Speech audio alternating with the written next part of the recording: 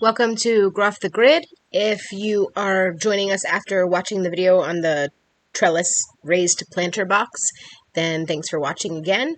And I'm going to give you a little bit of information on planting your beans and your cucumbers, and I think I might talk about tomatoes also. We'll see how long the video gets. Just a couple hints here and there to help you on your way. So let's get going. Okay, so I'm just sitting here planting these beans, and I came across something that might be a question that people have. So when you start your starts in your greenhouse or wherever you're starting them at, in these I only put one bean in each container, except then I had leftover beans, so I did some that had two. So as you can see, one is going really good and the other one is not. So here's my good plant and here is my not so good plant. But the roots are all tangled together. So this is the first year that I've really listened to what they say, and when you put your seeds in, to pull out so that you only have one seed growing per. So I'll start with like 2 in each one, or maybe 3, and then I'll pull out the ones that aren't doing well. But I really hate to do that because I hate to kill anything. But everything came up stronger this year and better for it. I'll show you the tomatoes in a little bit because those I definitely did thin out. And my cucumbers, I even moved some when I separated them. So what do I do with this? This is the question. I have this mess of a mess. I'm not going to plant this one. I'm going to sacrifice it. So these are stuck together.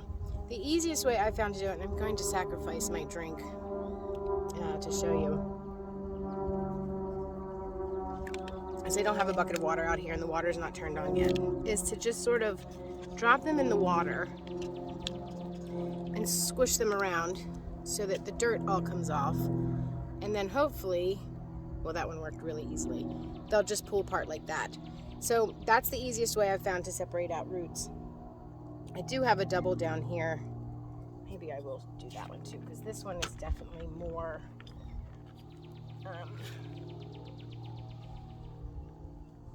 tied together. See, this is a huge knot. I wasn't going to separate them because I didn't want to sacrifice my drink, but then I figured I would show you guys. So I'm just putting it in, rinsing some of the dirt off, you know, gently swishing around. It works a lot better too if you have running water, because you can kind of get in there and run the water over the roots. I'm going to just flatten this a bit so it'll pull apart a little. I'll give it another swish in a second. See, it's starting to pull apart.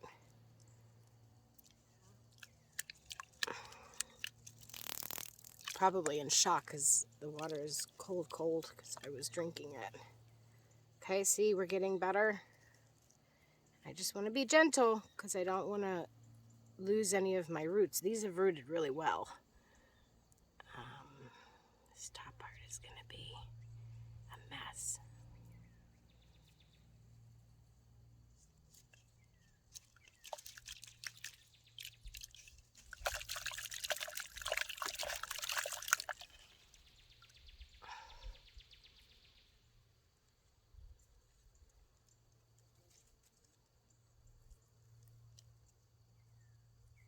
All right, I think I've almost got it.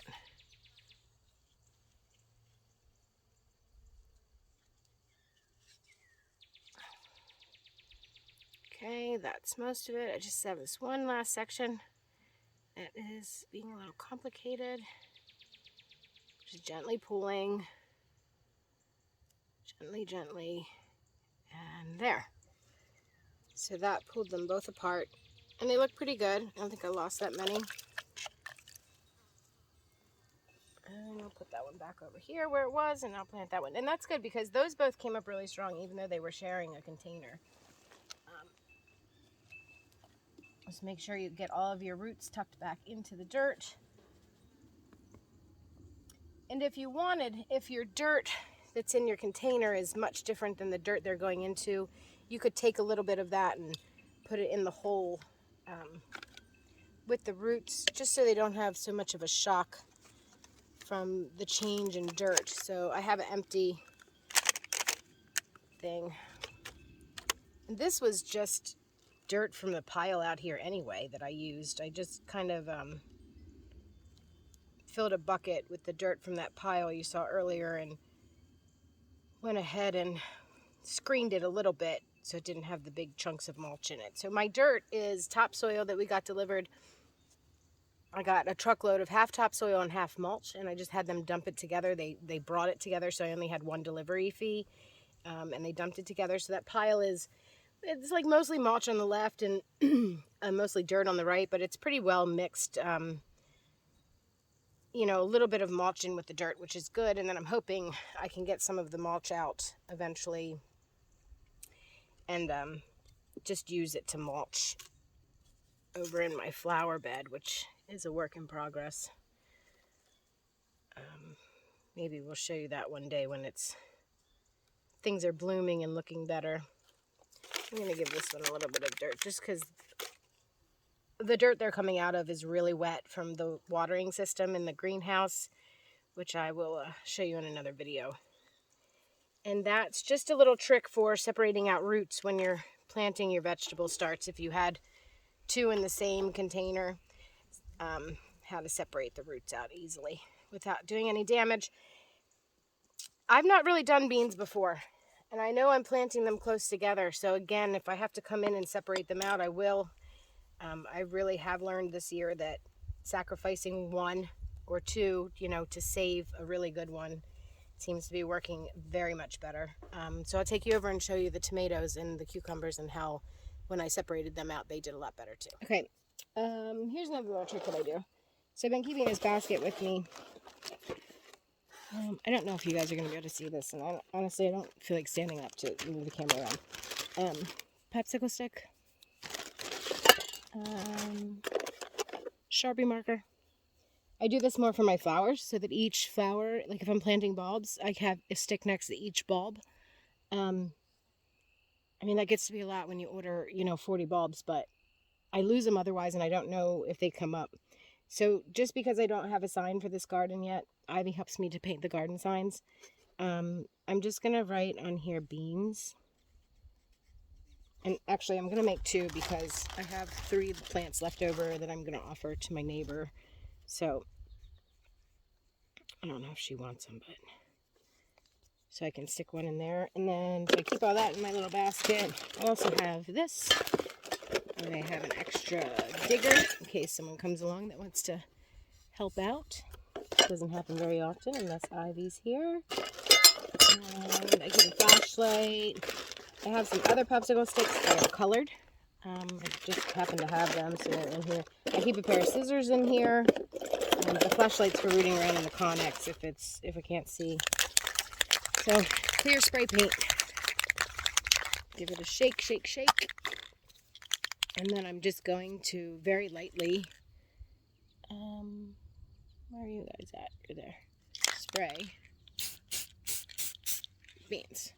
And it runs a little bit, but it seems to hold it on there, and it just helps the sun not to bleach the Sharpie out so quickly. Okay, let's talk tomatoes and peppers. So my tomatoes, I start with 3 seeds per box, and I definitely pulled those out. Like this one, sacrifice. They seem to start much better this year doing that. I wish I had one that I didn't separate out so that you could see. And then peppers, I always start my peppers in a bigger container by themselves, 1 seed per container, because peppers are finicky. They take a long time to start, and they're just temperamental. So these are all green peppers. I have some colored peppers inside that I started, but I just started them the other day. They're little miniature ones. I just pulled those seeds out of the grocery store.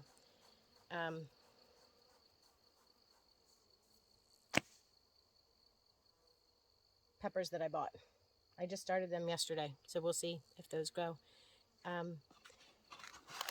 Tomatoes are another plant that when you put them in the ground, you can sink them. So I'll probably sink these guys about halfway down, and they will put out new roots on the bottom, give them a good start. The same thing with, I've got my squash over here, my zucchini, simply because they were mixed in with these boxes. These are butternut squashes, and they look a lot like cucumbers, so make sure to label your stuff so you can remember what you've got. This is a cucumber left over. They kind of look the same. Leaves are different, but unless you're really paying attention. And that's it. I've got some eggplant over there, and I've got some eggplant over here. These are eggplants that I did mostly one per tray, so you can see the difference. These I just threw a bunch of seeds in. See how small they went?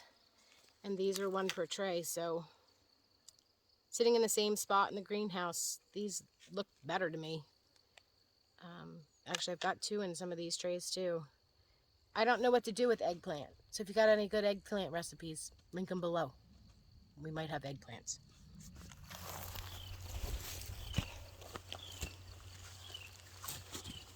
Okay, let's talk about the cucumbers. Let me get comfortable. I had the cucumbers started again in this tray. I separated some out and I moved them over into these bigger ones. I didn't separate them all. I just pulled a few out that looked like they were squished. I hate to kill them again, so I planted them. I have enough room for 14 plants, so they're about the same, the ones that I moved versus the other ones that I moved. I just want to show you something about planting the cucumbers too. The cool thing about cucumbers is that they can be planted. So this is your root, right, obviously, and then this is where my dirt line was in the 6-cell pack. I pulled this one out to show you. There are these little nodules here. Those can be buried as well. They will start new roots and help the plant to grab into the ground a little better and get a bit of better start, because it will be able to kick more roots for a stronger nutrition base. I popped this picture in here real quick for you because you can see the nodules better. And on the bottom, you can actually see where one of the nodules has turned into a root from above the dirt level.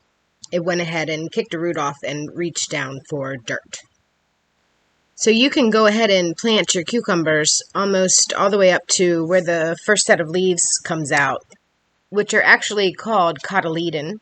That's the first set of leaves before your first set of true leaves, which is the second set of leaves when you are growing something from a seed.